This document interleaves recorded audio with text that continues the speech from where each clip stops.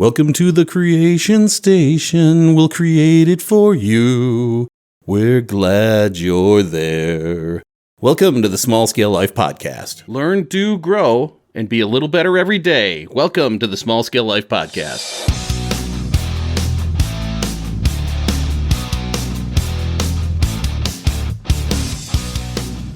Welcome to the Small Scale Life Podcast. I'm your host, Tom, podcasting from the Creation Station on the banks of the Willow River here in western Wisconsin. Happy 2025. We have made it into the new year. We've passed my birthday, but it is still Tomuary, so you are okay and you are encouraged to celebrate my birthday for the rest of the month. Yes, all you folks taking down your Christmas gear, all your holiday gear, just remember, it is Tomuary, so you are encouraged to continue to celebrate this wonderful birthday on this wonderful month. So glad you're here at the show. This is a recording of Ant Live 13. This is our live stream that we do every Monday at 7:30 p.m. Central Time. My friend Adam Rick from Modern Frontier Farms down in near the Milwaukee area in Wisconsin. And of course, me, the host of the Small Scale Life Podcast, Small Scale Life YouTube channel, all the platforms, Instagram, Facebook, all the good things. I am here. I'm glad that you're here. We had a great show.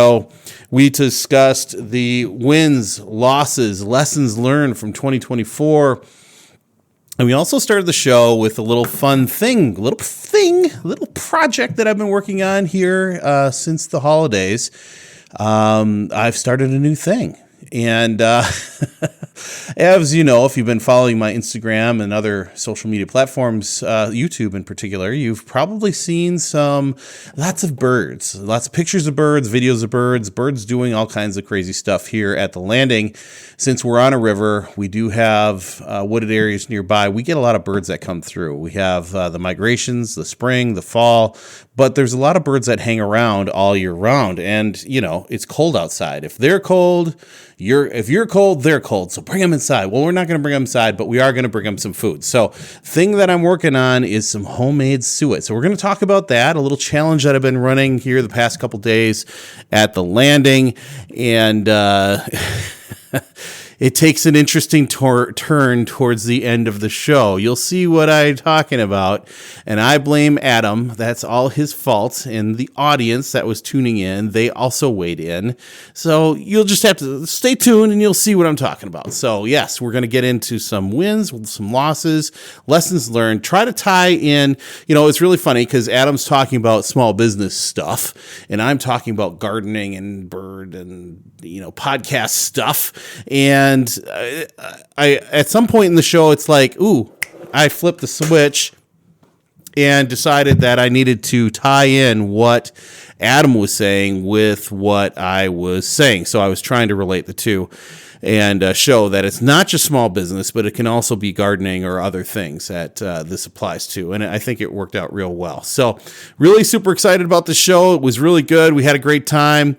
It's going to be a little confusing when we start into it because, you have to watch the video to get the full effect of my getup. I was in a special costume, if you will, for the start of the show. And it was just good. I'll describe it during the opening 5 minutes or so of the show.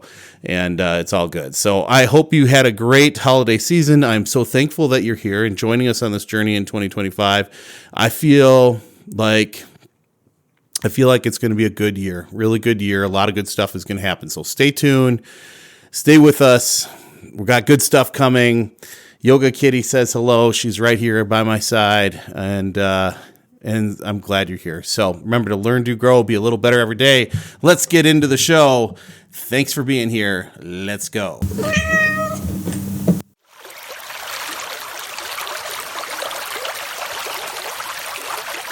But notice my screen is all canceled out. There's a reason for that, my friend. Because it is Happy New Year. Welcome to the Small Scale Life Podcast and the Small Scale Life YouTube channel. I am your host, Tom, and we are certainly glad to be kicking off 2025 in style. Look at that. You can see my shade. The feature's so bright, I got to wear shades, and I'm wearing my Farmer Tom hat. I am Tom. Welcome to the show. And I have here on my side, my co-pilot, my trusty friend, brother from another mother. All roads lead to Oxford, and he's from Dousman, Wisconsin. Who are you, brother? Adam with Modern Frontier Farms, and I'll tell you, you are looking pretty slick in those sunglasses. I love the hat. I kind of feel like I should be wearing my hat, but I got my typical ball cap on here. I know you got the MFer on. You're doing good, brother. The Modern Frontier hat. The MFer. Yes. Well, welcome to the show, everybody. We are kicking off 2025 right. We are talking about wins and losses and lessons learned and all the other good things. We're going to get into that in just a second. But to start this off, Pinky's up. He's going for it already with a nice little water bottle. Is that an MFer water bottle too? Oh, yeah. Oh, you got it on there too. Etched? Is that etched or is that it's etched in there. My beautiful wife gave it to me for my birthday. And beautiful. I love this thing. It's an Arctic, drinking straight tap water. Well, actually, tap water, water. Salt in it.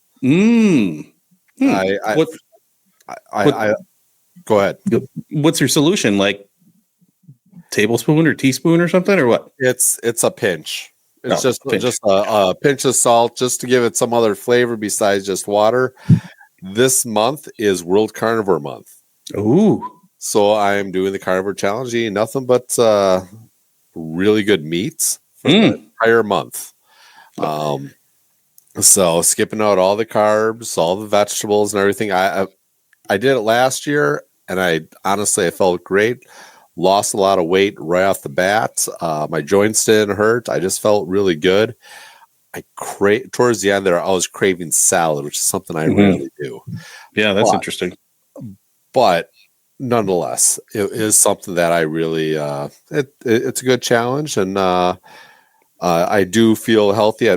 Once again, I'm not saying everyone needs to do it, but hey, the diet that gets you healthy may not be the diet that keeps you healthy. So just remember that. So right. I mean, I think the big thing is to getting to that point and using the techniques and whatever, different methods to get there, and then maintaining it.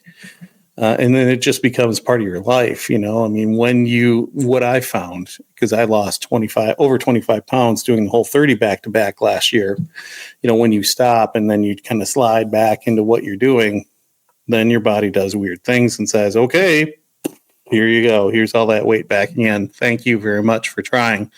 So you got to make changes to your life, and just, that's the way you're going to live now. So, yeah. And the whole 30 is not... It's a challenge. It's a reset. It's not a diet. In carnivore, I mean, long term, probably not a lifestyle either. Right? It's balance. Right. So when it comes to these diets, because that's one of the things that people are going to be doing right now is Yes. Everyone's like, I'm going to get healthy, I'm going to work out, and you got to get mentally in your head a little bit and go, hey, you know what? I want to do better in my life, and little wins. That's what it comes down to, is just keep going for these little wins. And before long, great things happen, Right. So. And as you're doing this, you're going to plateau. You're going to lose a few pounds, and then your body's going to go and stick right here for a while. And don't get frustrated. It's everything is resetting and getting it sorted out, and you'll be there for a little bit. You might even go up a little bit, and then you'll start to drop again. So a lot of diets hit that point, and people just throw up their hands and they're like, I haven't lost any weight. It's probably better to stay off the scale and not even think about it and just keep going. So stay off. I mean, that's the thing about Whole30 is for 30 days, you're off the scale. You don't even touch the thing. You don't look at it. You put it away. And then at the end, you're like, whoa, that's interesting. Yeah, there's so many tricks and tips. And some people say, go on the scale every day. Some people say go on the scale once a month or once every other month, and to be honest with you, just keep trying to eat healthy and keep trying.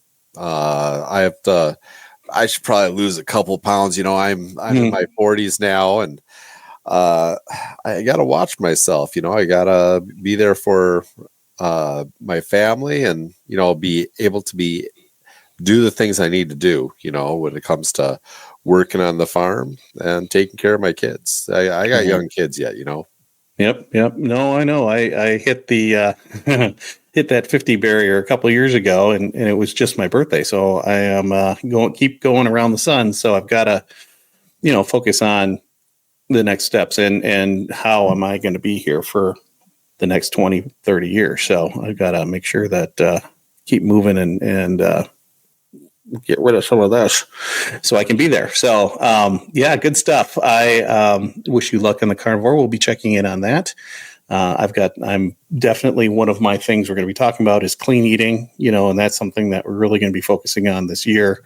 We'll be getting there. So, to start the show, one more thing real quick, just real quick. Yeah.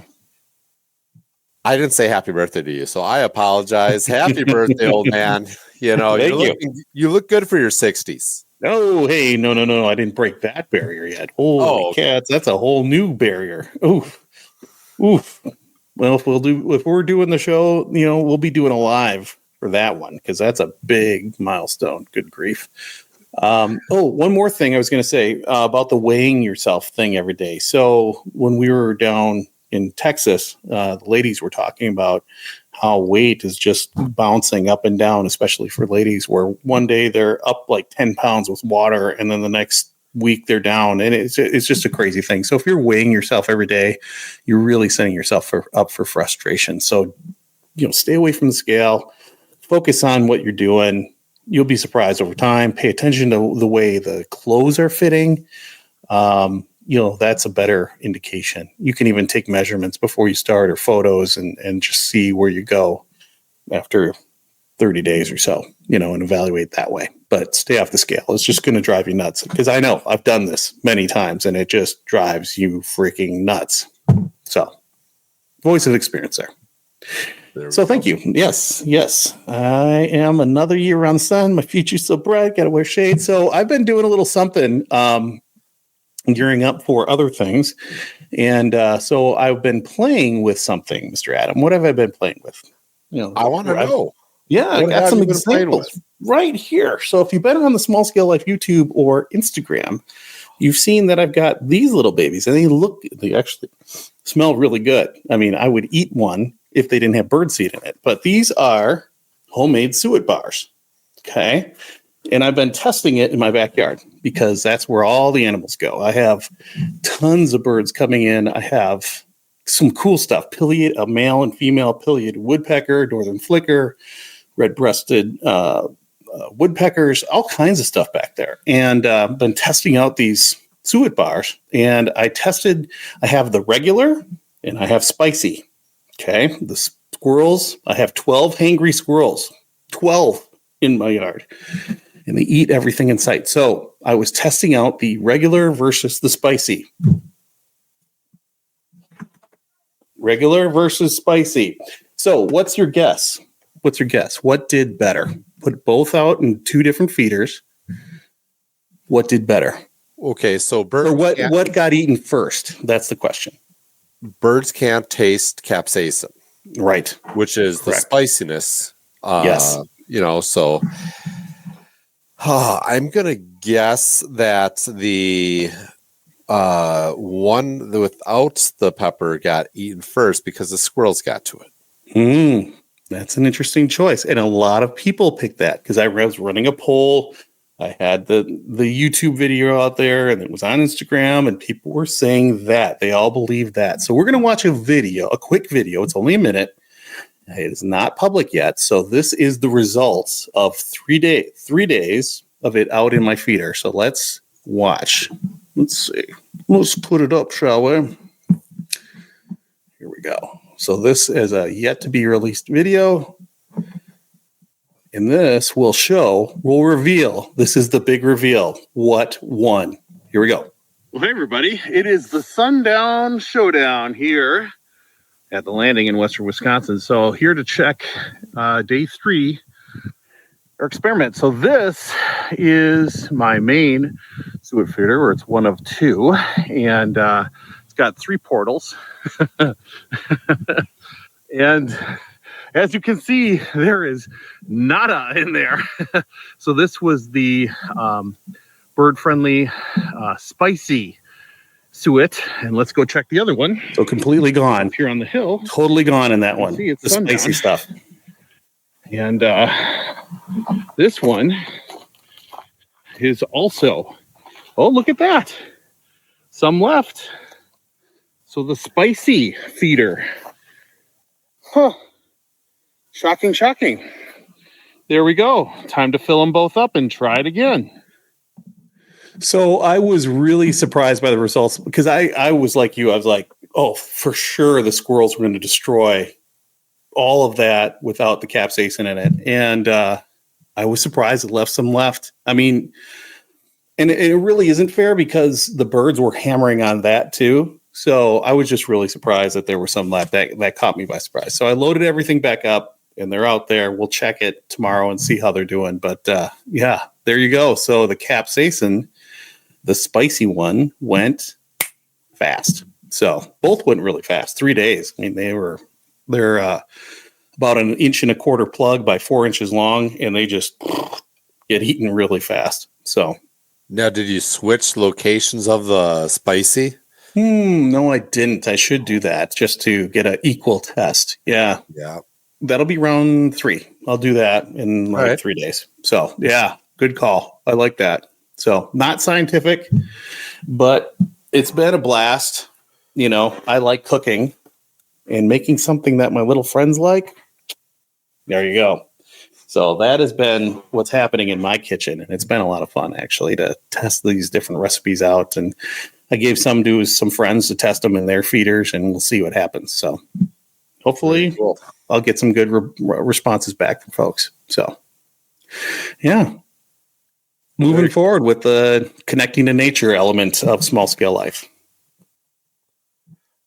Well, that's always a good thing to sit there and connect with nature and, be part of nature and see how can you interact and how you interact with nature. Because whether you like it or not, we are reacting and connecting with nature in one way or another. Absolutely. Is it a good story? Is it a bad story? Is it a good connection? Is it a bad connection? That's your choice. That's one of the cool things about this life. We get that choice. Exactly. It's been really interesting. It's been so cold up here in Wisconsin. I'm sure it's been cold down by you. I've got the cold plunge tank outside, and I've had squirrels, deer, cats, birds. Everybody is visiting that cold plunge tank because it is actually water. And, I didn't want anybody to fall in there because it does have, because my nice slim body, when I get in there, it displaced all the water out. So we actually added a heated bird bath for the birds and give them some water too. So it's been interesting watching all the creatures come in for water as well. So everybody needs water this time of year, and it looks like they've been eating frost and snow.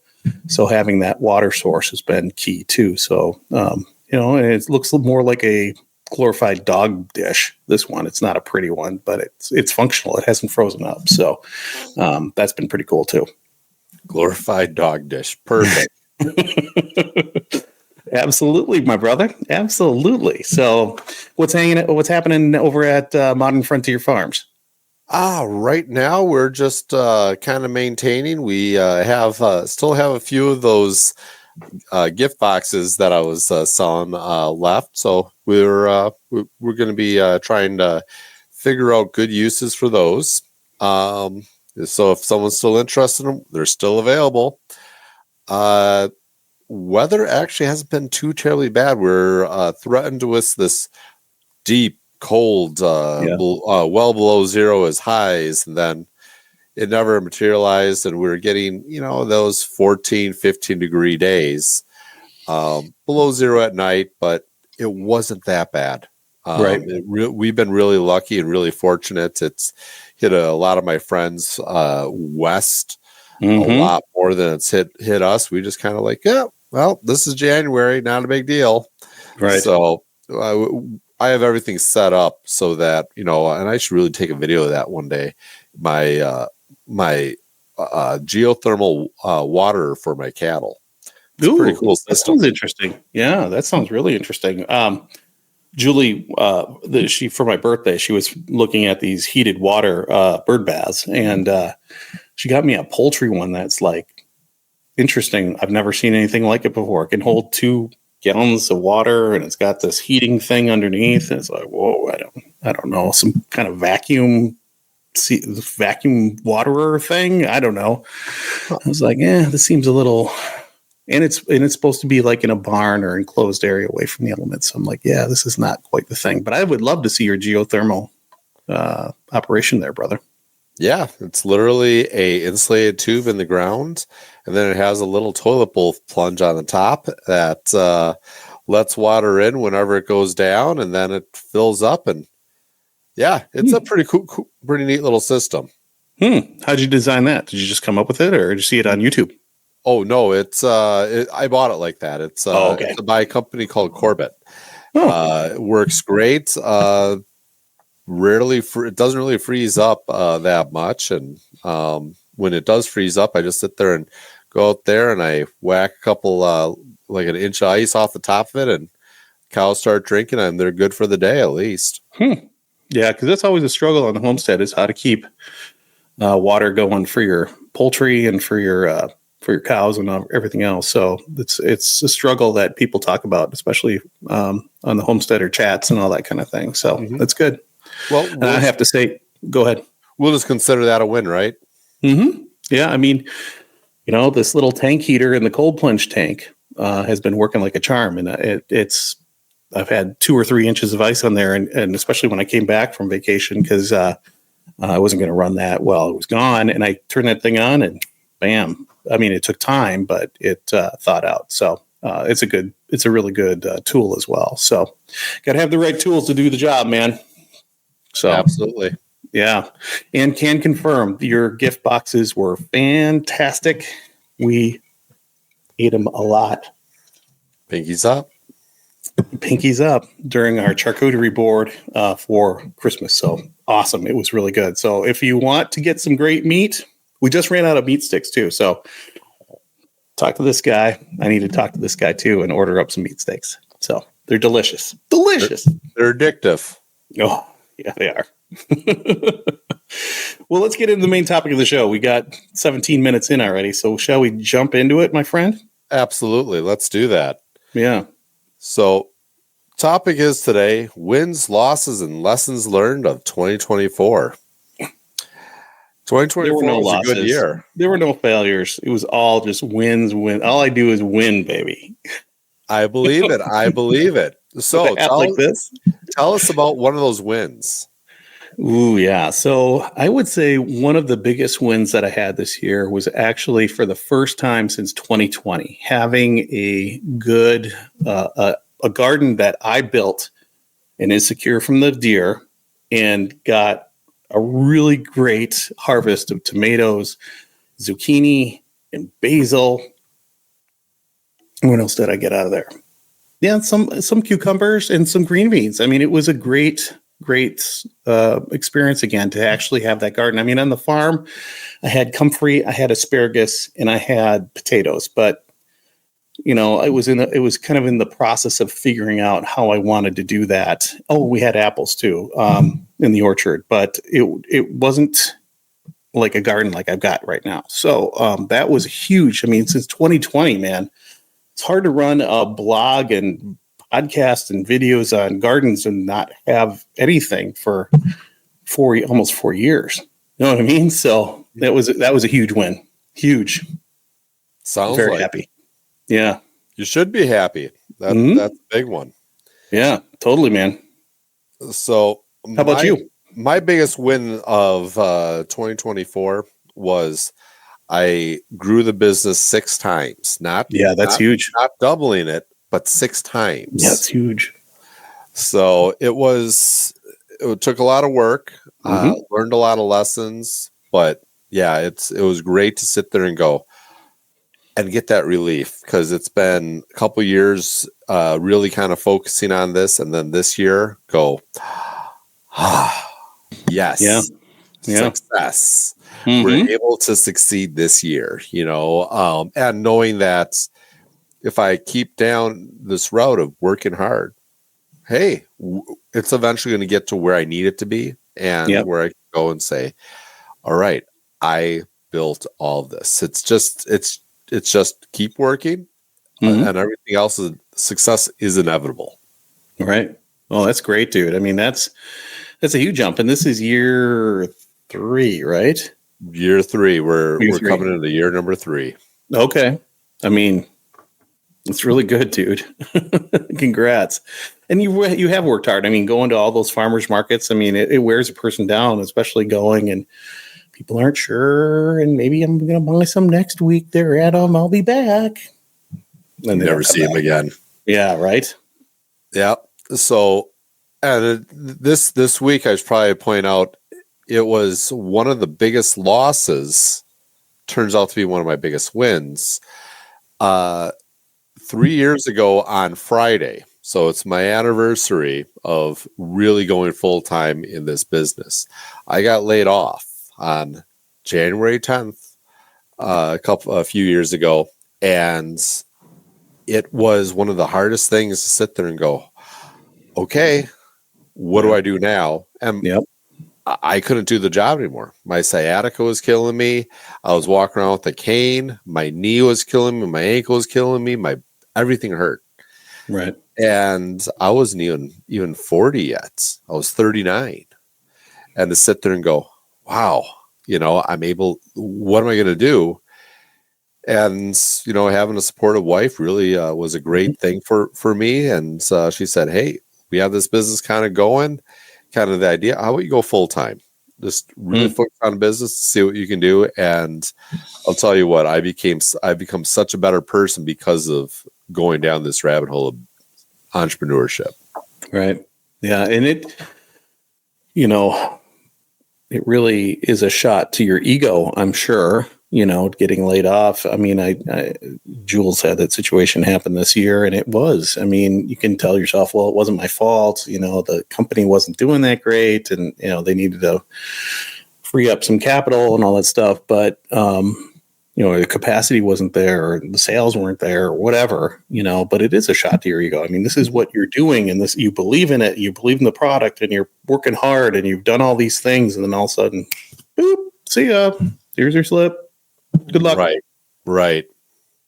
Which really kind of brings us into my second win is I became just so much better at sales, understanding the customer, listening to the customer, knowing what they're looking for, and being able to provide that information to them in a efficient, quality way. So that was probably my number 2 win of 2024. That's a good one. And it's, it's different you're going to see a contrast here because you're talking on the business side and I'm talking more about the stuff I got done around here. And then, the podcast, we'll talk about that a little bit too. Because here, I mean, the house and the landscaping was, I mean, you've been here. It's in really good shape, but it was pretty, but not functional. Does that make sense? So, like a homesteader, what is one of the first things they're going to plant is apple trees or comfrey or rhubarb. Well, we did plant some comfrey. We did plant some rhubarb. We'll see how they do, but part of it was kind of getting a big part of this year was trying to get our arms around what we've got, where things can go. The garden was a big one. Starting to work on our shoreline because it was so overgrown with thistle and vetch and creeping Charlie and that kind of stuff. And then try to put some things in there that not only track the birds, like the hummingbirds and the monarchs. We did have monarchs. I was watching 2 monarch caterpillars right out my window in the milkweed that was growing there. But, to try to grow some things that are functional in there too. There's some asparagus that's buried in some decorative grass. And Julie loves that decorative grass. I could burn it out of there. But there's asparagus in there. And then we've got comfrey now in there. And there's rhubarb in there. And there's going to be some other things I'm going to add in there to make it not only pretty, but attracting pollinators. And then also we can use it too, so it's a win to kind of get some of those noxious things, those invasive things under control and start to incorporate some things we can use into that area. Cause that's a growing space too. And we want it to be pretty, but we want it to be functional as well. So Absolutely. It has to be functional. Mm-hmm. Totally. So, all right. Let's see, I really started hitting my stride on the wholesale side and really knowing, and to be honest with you, it was probably more of a confidence thing than anything else, that I had a quality enough product to go into an actual store, to go into actual grocery stores, because that's one of the things that kind of holds us over when I'm not going to farmers markets, when I'm not doing other winning places. I have to get in front of people. If I'm not in front of people, I'm not selling. So that's one of the ways that we're able to kind of grow, is being at these different grocery stores, butcher shops, and able to get our product in there and sell it. And people are actually buying the product there. So that's a huge confidence booster when you sit there and go, I'm not the one selling it. It's just there. People buy it. They enjoy it. They keep buying it. That's that, because in my head, I'm sitting there like, of course it's excellent. Why wouldn't everyone want, why would I want everyone to try this? I know. Yeah. I mean, it's really funny because, I was sitting here and I gave some of these to a friend down in Lake City, and I'm like, hey, have you put these out yet? Have your birds out it? They love it, right? And she's like, well, I haven't quite gotten there yet. It's really busy. It takes 2 minutes. But they're good enough to eat, man. I mean, I'm tempted to eat these damn things, right? And it's where we're at, versus where somebody else is at. And then she's got stuff going on, and she's like, can you share this? Can you share that? Can you share this thing over here and come? And I'm like, yeah, okay, I'll do that. Did you put the suet out yet? Did it work? All right, Tom. It's kind of like you saying, did you try the pork yet? The pulled pork. And I'm like, it's in my freezer at the moment. So it's like, let's go. Get on that. Pitter patter. Come on, let's get at it. Right? Yeah. So I'm going to challenge you I want to see Tom take a nice big bites out of the spicy one. I want you to prove to me that it's spicy. It's not that spicy, but it's got birdseed in it, dude. So, I mean, it doesn't have any mealworms or anything like that, but it is birdseed. So, do I need to come up there and try it for you? Seriously, really? I don't see anybody in the chat saying that, so we're not doing that yet. Well, we have 4 people there. Someone wants to help me out here. I want to see Tom try his spicy birdseed suet. Sucker. We don't need a lot of people to do this. Yeah, no, I think that's really key. And it's a good thing that you are a good communicator. I mean, obviously we've done 13 shows together, and you've been on the podcast a few other times, and you've run stuff on, that other, oh geez, Lisa, look at you go. That's a biased opinion right there. That's biased. So, but it's good that you are getting in front of people and making those sales. And then also your connections with the, it's also good you're making the connections with you sucker, with the economic groups, the Okachi folks and all that as well. So that's, I'm sure that you got other things down the way. So for me, just coming up to this point, it almost feels like we're coming over the edge. We're coming up to the edge to start this roller coaster ride, of having a product, couple of different products, whether it's the barrel gardens, because that was another one of my wins, is kind of come up with the design, putting it together, having it all set, having it ready for my mom for Christmas. I mean, I built 2, and, I've got some ideas for making improvements. And, it feels like kind of coming up probably right where you were. And then you had a big push over that edge, and I'm coming up to that. And it's not going to be a full-time thing. It's going to be more of a side hustle to me. But getting to this point of actually looking over the edge going, okay, is anybody going to like this? So that's kind of where I'm at. And it's a win to get to that point, right? Well, it definitely takes a little bit of trust in yourself that you know what you're doing. Come on. Maybe you should do it on a video. Everyone should see this. Just think about it. All focus on it. Dwell on it. Make yourself go crazy. It'll be fine. It does smell really good, though. I mean, it smells like, instead of change out the birdseed for like little chocolates and it'd be freaking good. Really good, man. So I think that's another piece too, because for years, I mean, literally years, I have been sitting there going, what am I going to do with this? I mean, even last night we were texting about a theoretical podcaster that was theoretically opening a store online and trying to sell some of these things. Is that a good idea? What would that theoretical person, should he stick with the brand or should he put it under a different name? And, all these things come into your brain. You think about them, right? Mm-hmm. Mm-hmm. And you know what the most successful people in the world do? They just do it. They make decisions and they just do it. Worst case scenario, you change it later. Yeah, true. Good point, brother. You're overthinking it. I think way too much. Do something cool. Tell people about it. That's it. That's all you got to do. Do something cool. I think your suet cakes, that's doing something cool. So you already put in a win in for 2025. Love to hear that. Yeah, man. I mean, I am right up to the edge in Etsy. I just have to take some good photos and then we're live and ready to go. So we're right there. So, which is cool. Mm-hmm. Mm-hmm. Mm-hmm. So then we'll add some other things once we get going. There you go.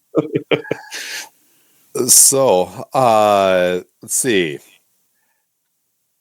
I started making things more efficient. That's one of my wins, Yes. Once you get things going, it starts getting more complicated and you got to make things more efficient. And I learned a lot about things not to do, but let's make things more efficient. That's what we got to do, Right. So.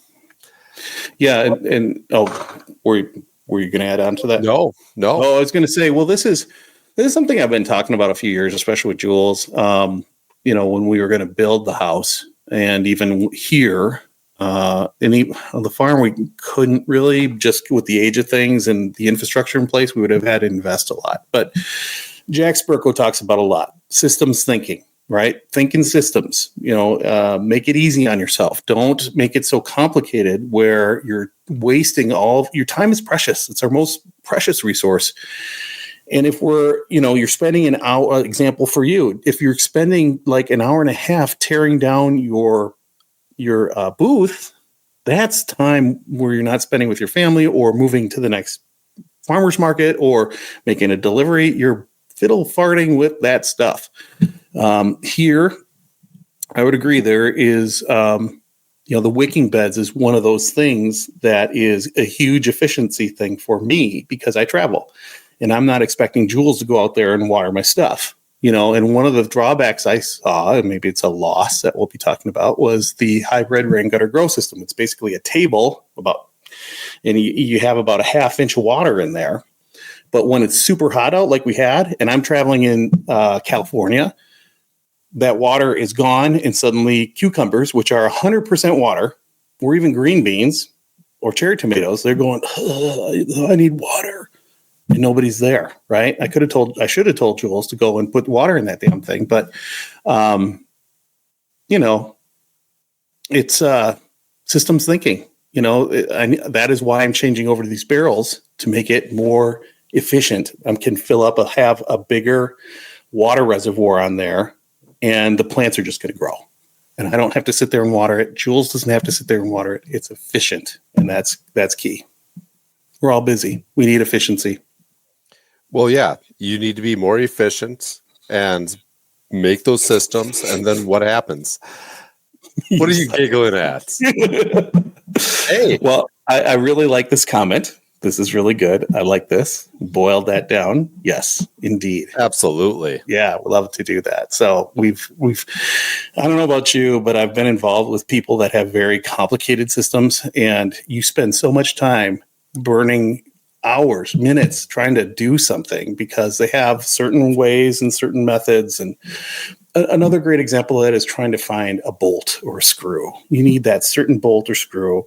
You're looking through all that junk in your workbench and you can't find it. And you're burning time and effort and frustration is building. And it's like, you finally go to the store and buy it. And then 5 minutes later you find it and you're like, oh, geez, what efficiency. Yeah. You sound like every single guy. Yeah, what's this? Hey. This is not efficient. This is who wants to see Tom eat one of his soon-to-be famous. We did not say eat. We said take a bite. You said take a bite. Take a bite, and then you're going to eat it. It's birdseed. What's so wrong about it? Make sure you high wash quality birdseed, actually. Yeah. Well, high quality. See, you're just talking yourself right into this. Maybe next week. Maybe next week, Tom's going to sit there right here. It's a conspiracy. The anarchy guy, person, we don't know, making a judgment here. Anarchy person is making some, is agreeing with you and foolish. Yep. I think he's a smart guy, personally. We're making an assumption. Could be it's a person. We don't know. So, do we want to go with continue on with our wins, or should we absolutely get some losses in there? A couple more. I've got one or two more. How about you? All right. Yeah, I got another one. Okay. So, building a customer base. Mm-hmm. This is good. Perfect. I built a larger customer base. We probably think we did 3 or 4 times the email list.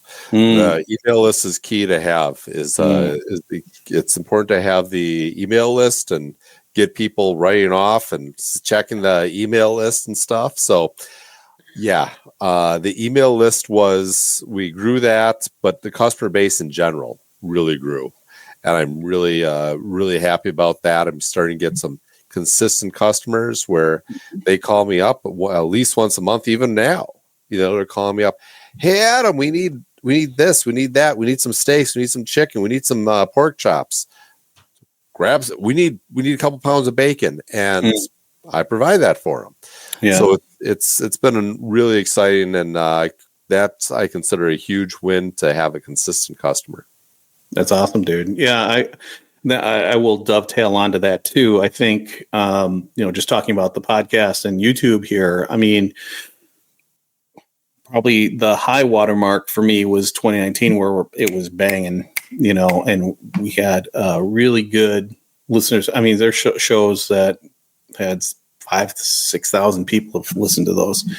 And then 2020 happened with leaving North Minneapolis for reasons and selling that place and moving into, then we got into the COVID time and then moving to the farm and then the whole, all the things that happened at the farm and in our lives and then moving out of there. I mean, really looking at the numbers, I mean, where we're at now, I mean, I'm matching 2022. So 2 years ago, 2023 was a real trough because I only did 7 shows, right? We were moving and doing all the things. And, it is nice to see the numbers starting to come back up. And I've had more visitors, more listens, more downloads than we have in 2022, which is great. The YouTube numbers are great. We got over 120 new subscribers and really need to concentrate more on that. But then views, 34,000 views. That's a lot of people, dude. Right. And almost 600 likes and 40 comments and 220 shares. I mean, when you start to do this stuff and you're like, that's more than that's like a small stadium of people. Think about that. That's crazy, and they're listening to us talk. And I really have to say thank you because doing this live stream, it showed me the value of doing it on YouTube. It's also fun, and sharing some of these articles or pictures or videos like we just showed. Yeah, Lisa's absolutely right. It's a city, 30,000 people. I mean, that's a big city. It's like a huge mega church, right? And it's really fun. And so thank you for getting me doing this, because I was like, I don't know if I should do this. And I'm like, now I should do this every time. And I've linked up the podcast, and I've got all kinds of stuff linked up now, and even the website, just to brag a little bit, because it's my show. Up here, I figured this out this weekend, so it's a 2025 win. But you can go, instead of having a page where I'm entering all of this data, this is directly linked it up to the RSS feed. So it's just popping these podcasts in. I don't have to rewrite things, right? Or like the YouTube. I mean, I've hooked up the channel to the site. So we are right here, right? And you can see all the shorts, all that stuff, and no work. I mean, we're efficiency, right? And we're reaching more people doing this. So it's going to help you. It's going to help me. It's good. So thank you. Hey, no problem. Thank you. This is the beautiful thing about teams. Yeah. This is a team here. We're working together. This is something I wanted to do because I was inspired by a good friend of mine, Shannon. And Shannon, he's a guy. Okay, there's a guy named Shannon. I know, little weird, right? That's all right. Yeah, no judgment. Oh, okay. I'm wearing a hat, a funny hat and shades earlier. I mean, come on. Did you see my outfit last time we were podcasting? Yeah, I try to forget. But nonetheless, like, trying to do something positive, and truthfully told, we're doing this for us. Yeah. To sit there and go, hey, let's start our week on a positive note. Do something, that makes us a better person. Right. Builds, grows. And if we can kind of bunch of people to watch us and sit there and go and make their life better too, that's a total flip and win in my book. That's right. To just get people motivated. That's why we chose Mondays, right? Because Mondays are that we want to be that bright spot in someone's Monday, Right. So hopefully we make someone giggle and someone laugh. And I don't know how we couldn't. I mean, look at you. And, I mean, we're beautiful. Look at us. We're beautiful. Yeah. Born to be alive. Yes. Yeah. Any more wins, or should we jump into losses? Because we are at 43 minutes already. Let's go. We didn't have any losses. Or failures, or whatever we want to call it. Yeah. So when it comes to losses, I'm a bit of an optimist, so it was really difficult for me to come up with like true losses. Like, I actually had to go to my wife Lisa and go, honey, I can't think of any losses here, because the way I typically look at losses as lessons learned, right? Yeah. And it's if you get over losses, you can do a lot better in business. So that's one of the things is you can't dwell on all the losses. Right. But I do have some losses. Here's I got a few of them written down. So I bought this trailer, right? Oh yeah. The food truck trailer. The food truck trailer. Okay. It's a cool setup and everything. The problem with the trailer is I'm like, when I saw it, there's a little rotted spot here.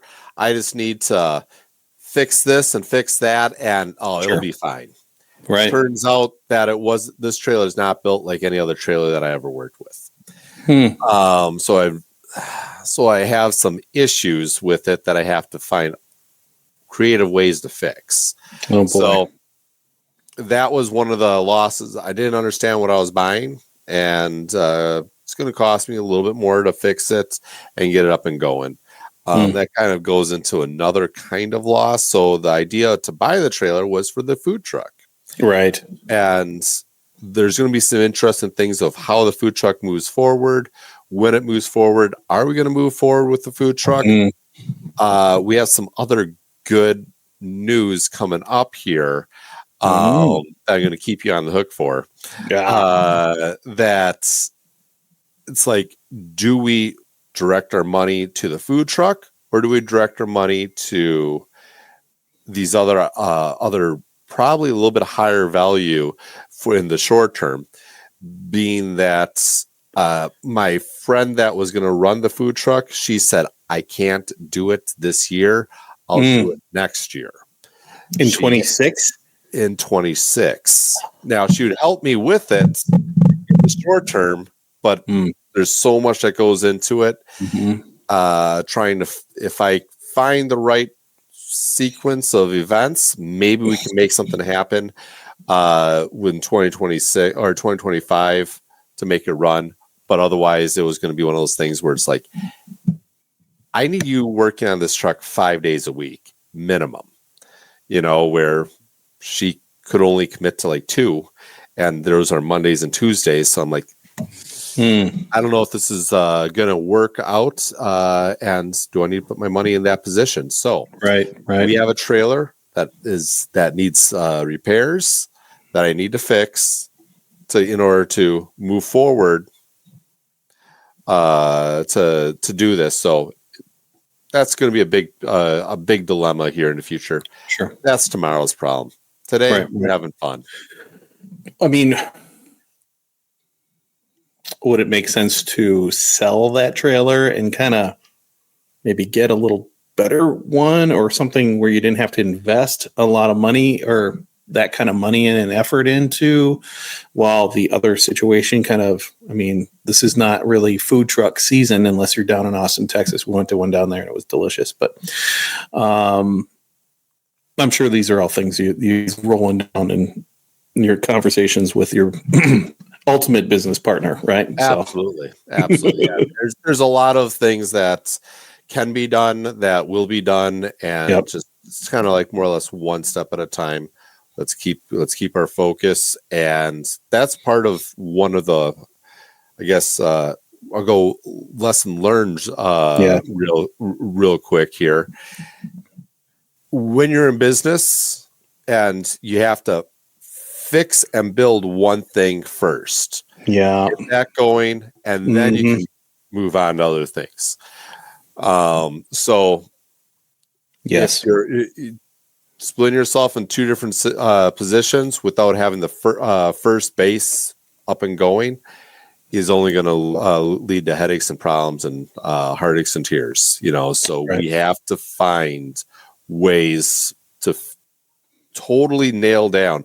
I'm pretty darn close, but probably nail down first thing, which is the meat business, direct sales, wholesale, get that figured out. And then I can add on to that, because the food truck's going to be a great asset to it, because guess what? That's advertisement. That's products. A regular customer. I can be my own best customer. That's great, right? Yeah, right. But I there's not enough time in the day for me to do both of those. Right. So I have to focus on and be a leader on the one I have. Yeah. I think that's another, the timing of things, right? That's another one of these global lessons that applies to business, and it'll apply to gardening too, and where the two combine. Because, one of the things that I tried to do this year was to go big. I mean, really big with seedlings, and I had a ton. And it was I don't know, it was a weird seedling year for me anyway. I've never had a seedling year like this, and I don't know if it was the way things were transplanted or just the weird year it was, the early season, or just the way I was managing my seedlings. But man, they struggled this year. And I was going big because I wanted to have extras to sell. And it got to a point where I was like, I don't know. I mean, I don't want to put my name out there on this. This product I wouldn't want to buy this. So I'm not going to try to sell it. So it was a waste of seed. It was a waste of soil. So it's a timing of things, and starting at the right time and transplanting at the right time and having it all ready. And it's almost like, everybody, Amy Dingman from A Farmer's Kind of Life, she was just talking about, she was at a store and they Oh, it's the seeds. All the seeds are there, and all the seed starting kits are there. It's a little too early. Or too early, right? You got to wait a little bit. You got to be patient. And then the early season, you start transplanting, and then you're ready, and you get those first couple nice days in April, and you're like, oh, I'm going to get these in the ground. It's time. It's time. And it's like, no, you got to wait because you're going to get that frost, and it's going to kill them all. So it's again patience early on. And then there's a point where you're late in the season and it's like, okay, you got to, don't wait because you got to pick the stuff. You got to process the stuff. You got to eat the stuff. You got to give the stuff away or sell it or whatever you're doing. So there's a kind of a hurry up, right? And then there's another time where you're waiting again. It's all the timings of things. So if you're trying to plant comfrey in mid-October, might not be a good plan because it's going to freeze, right? So there's just the timing of things. You have to look at the timing, and it's you're kind of the same boat with your food truck. I think it's all timing. Yeah. Yep. It's timing, and who has the energy to put forth to that? So that all plays into it. But we'll figure some stuff out, and the food truck will happen. It may be in another year. It may be at the end of summer. It may be all of a sudden opportunity comes up and we'll just be doing it, so there's a lot of opportunities there. Just got to figure some stuff out first. So you wouldn't replace your booth with the food truck. That's not probably an option for you. Okay. Because you're probably making enough sales of meat product. You don't want to just, here's a $5 thing or a $6 thing. You want to sell the $20 thing over here. Right. Right. It's I'm not going to be selling steaks off the food truck. Right. Maybe prime rib sandwiches. Ooh. But not steak. Delicious. Absolutely. Cool. Any other tips or losses, my friend? Yeah, I got a couple. I had begrudgingly an issue with a customer not paying. A wholesale customer wasn't paying, and it wasn't because she didn't want to pay. Mm-hmm. She got herself into a situation where she didn't have the money to pay, and I wasn't paying attention. I was putting her in a worse situation because I wasn't paying attention to my part of it. Like all of a sudden I was, holy cow, there's a lot of money there. And I just assumed that she was paying and she wasn't. And it's unfortunate. Like you said, she made a mistake on a couple of things on her end. I made a mistake on a couple of things on my end.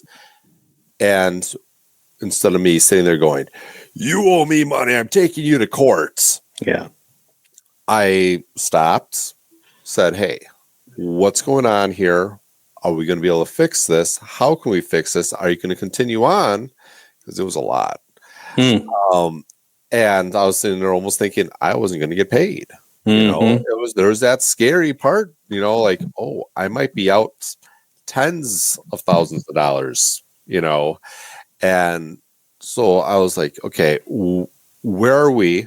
What can I do to help you out? Because I want to see you successful, because if you're successful, I'm successful, and vice versa. Let's see what we can do. And so instead of getting all huffy, which I'm very proud of myself for, that's definitely a win. I said, was calm about it. But that did make us bounce a couple checks. And we had to, clean that up. I had to do an extra time driving product around that I wasn't planning on driving around. And it just turned into headaches and heartaches. But we're past it. I now know better to watch how my customers are paying, making sure they're paying, and then going before moving forward with more product and go, okay, what's happening? Because that would protect me. And that's what I have to do, is I have to protect myself and my business first. So it was an unfortunate situation, but definitely learned a couple lessons out of it. And truth be told, she's a great person. And we actually both became stronger and better at our businesses because of it. That's cool. That's good, man. And I know that was tricky and tough and living on the edge, and nobody wants to do that. And I would say that translate into some of my lessons learned in the garden too. It's about paying attention, right? And a great example of this, a couple of great examples. One, my cucumbers were just stalled. This is a small scale versus a business, right? This is small scale stuff where your cucumbers are stalled, your cherry tomatoes are stalled, and those are the bullies of the garden. I mean, they get huge, right? And they're not growing. I'm like, what the green beans are kind of like, not growing and not putting on fruit. It's like, what is the deal here? And it was crappy soil. And the other problem was I had a decorative maple tree that the previous owner had planted too close to everything, too close to a spruce tree. And, man, I cut that thing down and it was like, oh, the gates of heaven opened and the light shined down, and man, we were off to the races. And that's all it took was just that little thing. And I'm going to address the soil thing, have all new good soil, good compost, taking a shortcut and not paying attention and not taking action soon enough. It gets you in trouble. And granted, I've just got cucumbers. You don't have tens of thousands of dollars on the line here in your potential business and your checking account and your credit score and all that stuff. I mean, that's a lot, but it's amazing how a cucumber can translate to a meat business. You know what I mean? Yep. Mm-hmm. Absolutely. Whether it's a little cucumber or a meat business or, your house, whatever, you have to pay attention to things that are going around you, around you, and don't put things off and just be aware. So it's a big lesson to learn. Fortunately, we got out of that lesson with very minimal loss, and we keep moving forward. Right. Or like Boeing using toothpaste instead of caulk in the right bolts, right? Around a door. Who knew? Past inspection. I don't know. It's not rocket science. It's right. Airplanes. It's right. It's airplanes. They go up, they fly, they come down. Easy. Maybe. It's not a cucumber. So I think the biggest lesson this year is don't be afraid to invest in yourself this year. That's a good one. I took a risk.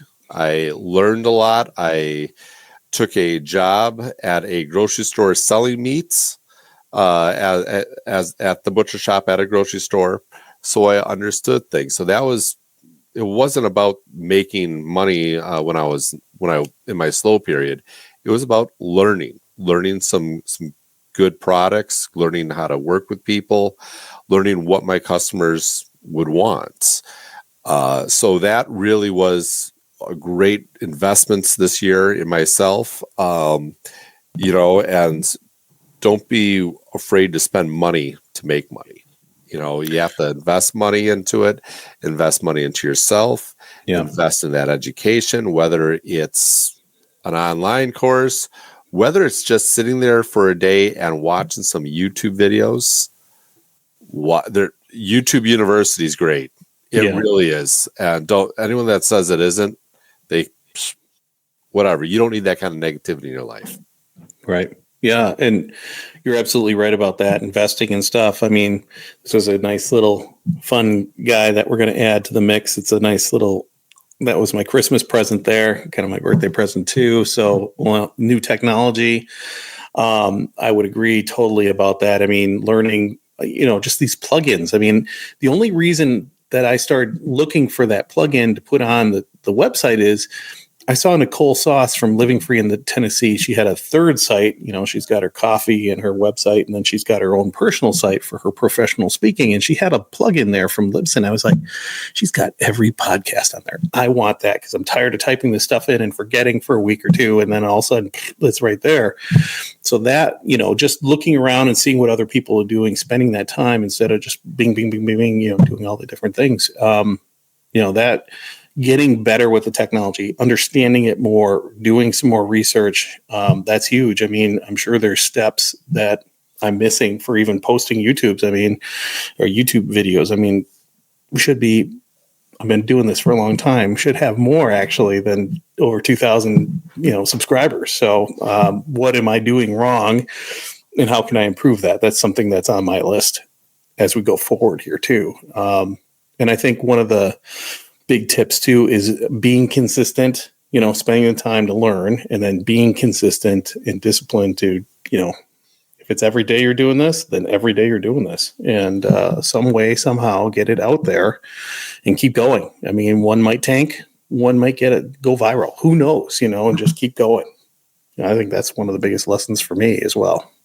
Absolutely. No, I think that's solid advice. So, well, what are you doing this week, Tom? Well, I'm working on Etsy and working on suet cakes. Is that a spicy one? It is, and it's actually not too spicy. Well, maybe that's why the squirrels were eating it. Oh, wait, there, it's kicking. Mm-hmm. I did it, but I did take a bite. Well, you're going to have to do it again and take a video of it, or you're going to have to take that cut a couple of videos, put them together, so. It's actually kind of tasty. I bet you it is. So good, you can even eat it. I know, right? Tommy's Cakes. Oh, my God, yes. It just writes itself. Oh, my God, that's so good. Hopefully someone else saw that. My gosh. That's awesome. Thank you so much for doing that. That makes I can taste the cayenne. Yep, there she is. Yep, I can taste the cayenne. Mm-hmm. Tommy's Cakes. Perfect. I like it. We come up with the craziest stuff when we do this, man. Oh. The one more thing, or it's all about the flavors.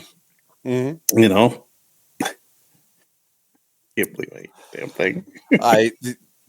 I wasn't sure you were going to do it either, but okay. Good job. I'm proud of you. It's actually kind of tasty. If I put some chocolate in there and not the birdseed, it'd be a really good bar, actually. How about some sunflower seeds? Some sunflower seeds, some millet or something like that. There's definitely, you could do all the equivalents. So there's sunflower seeds in here. There is raisins in this one.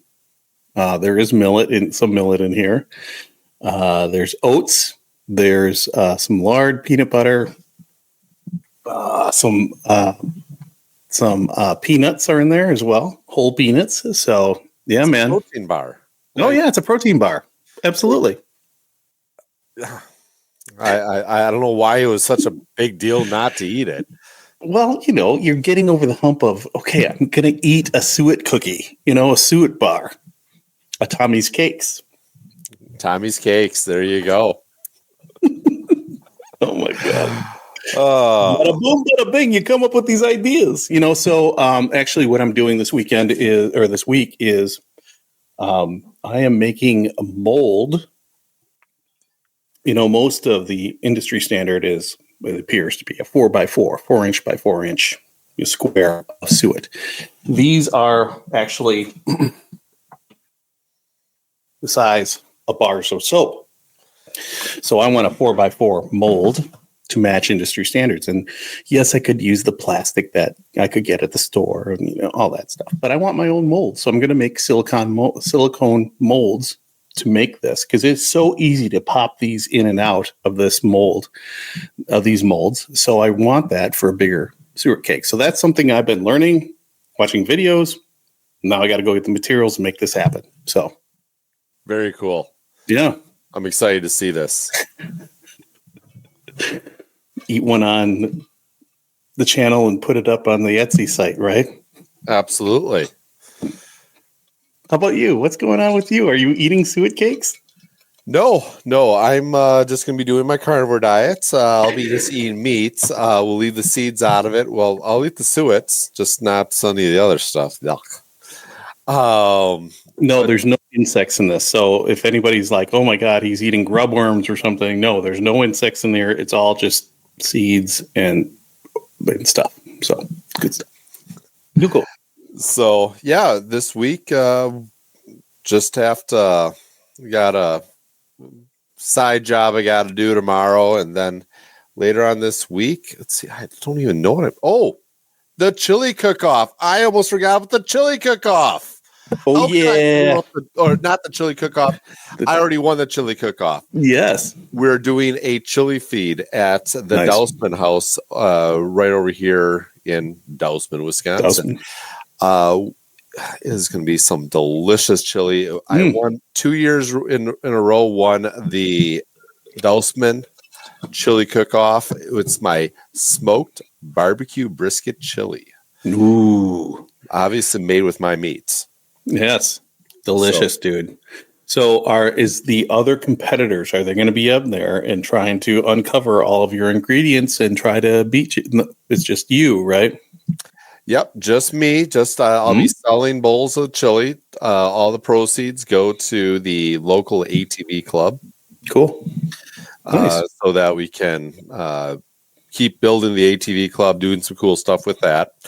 We will have, I'm sure I'll have a few of my competitors there because that's what they do. They're trying to scope on you and see what these special ingredients are.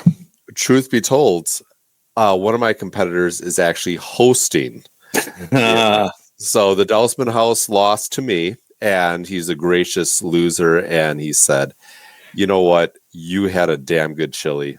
Yeah, you're gonna bring a bunch of people into my establishment to spend money on drinks and have fun.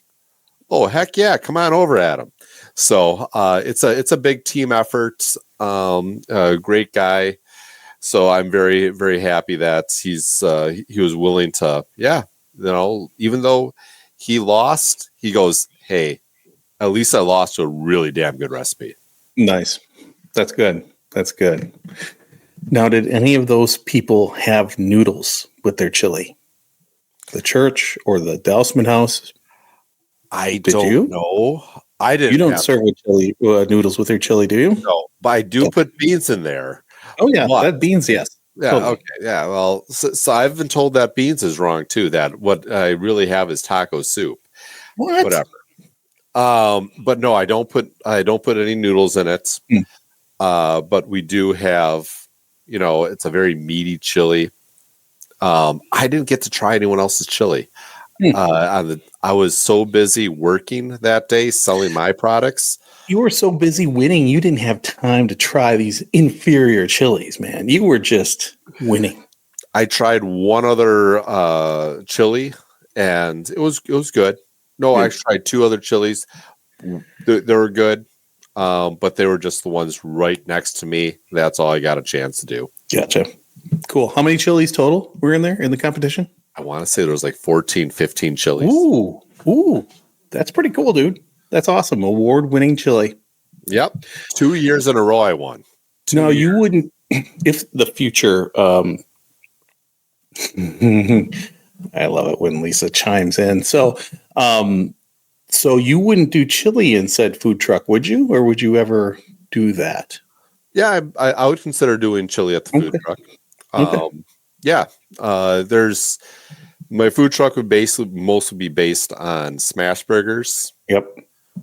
That would be the base, but I would love to have, so a couple of the ideas I had was barbecued lollipop chicken. You ever had lollipop chicken? No. So you take the drummy, you smoke it, and you French the bones. So the bones your stick, and you push all the meat down to the end there. So you have like a big round. No way. Chunk of meat at the very end of it, and it's delicious.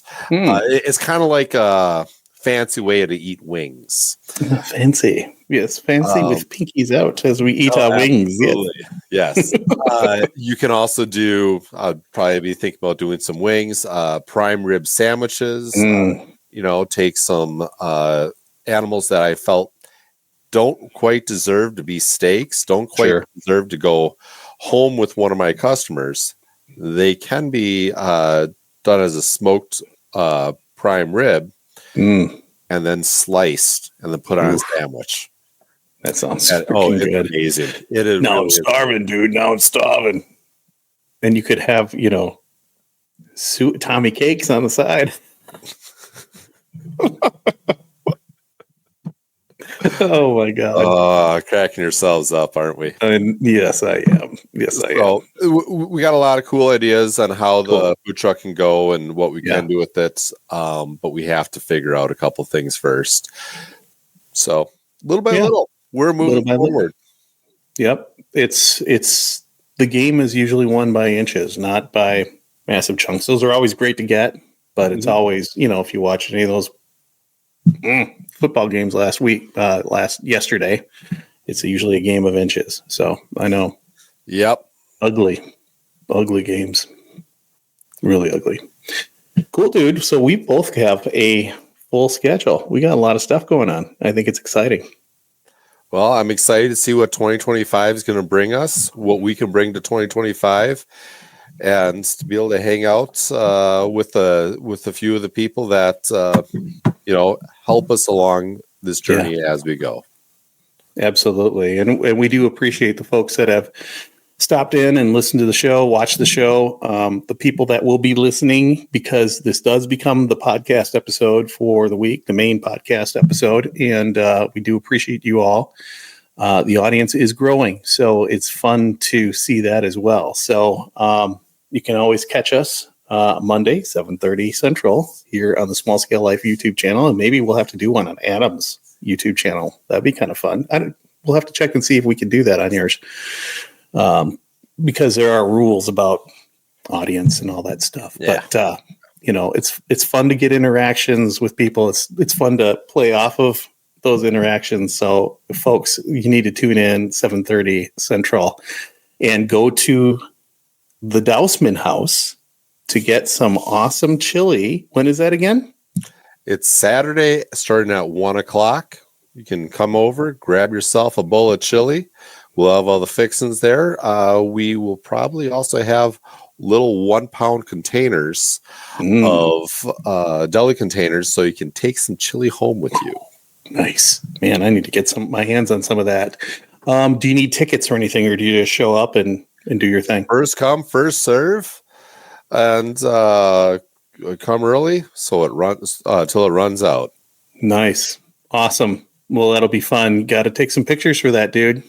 Or have Lisa do it. Definitely. Cool. Well, for all your meat, all your good, yummy stuff, talk to Mr. Adam. Adam, where are you at? Where can we find you? You can find me at amodernfrontier.com. And we actually just did some updates to the website. We're still working on some cool stuff with it. So good stuff's coming. And please be patient with us. If you have any questions, call, text, email, yell really loud, and I'll do my best to help you out. Absolutely. And it's really good stuff. We really appreciate the things that we've ordered from Modern Frontier from Adam and Lisa. So it's been really good. So again, I'm Tom from Small Scale Life, smallscalelife.com. The podcast is everywhere, YouTube, of course. And we'll be back real soon with me and Adam. Remember to learn, do, grow, be a little better every day. And we'll see you real soon. Take care, everybody. Oop. Forgot the wrong button. Here we go. All right. We'll see you real soon, everybody. Gotta know the buttons. In closing, from the north to the south, from the east to the west, and everywhere in between, may the gods, spirits, and folk be blessed at this place. May we heal the land and protect the soil, animals, and plants. May we live in strength and love, leading the way as we learn, do, grow, and be a little better every day. This is Tom from the Small Scale Life Podcast. We'll be back with another show. In the meantime, stay safe and take care, everybody.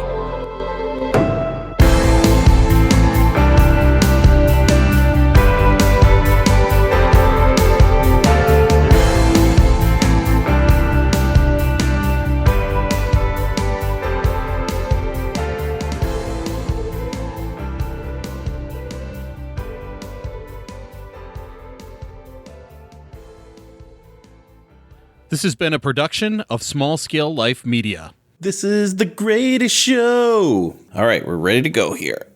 3, 2, 1.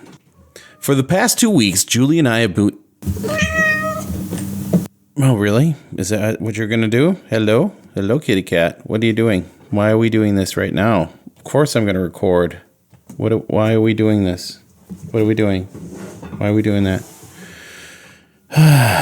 Kitty cat. Yoga kitty always needs to be part of the fun. Wow, that's a good message. One more important note. Small Scale Life reminds you that we are not licensed doctors, therapists, healthcare professionals, or financial professionals. You should always consult a professional before starting any practice. All information shared on Small Scale Life or the Small Scale Life podcast are for informational and inspirational purposes. Results will always vary, and participation in any practice or activity is completely voluntary and at your own risk. That said, keep learning, doing, growing, and being a little better every day. You've got this.